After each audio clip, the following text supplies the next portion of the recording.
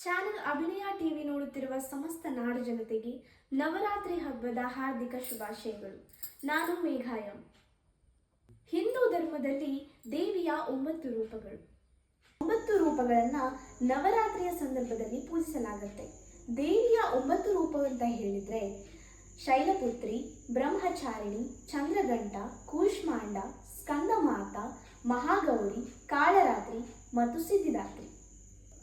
ಶೈಲಪುತ್ರಿ ದೇವಿಯನ್ನ ನವರಾತ್ರಿಯ ಮೊದಲನೇ ದಿನದಂದು ಪೂಜಿಸಲಾಗುತ್ತೆ.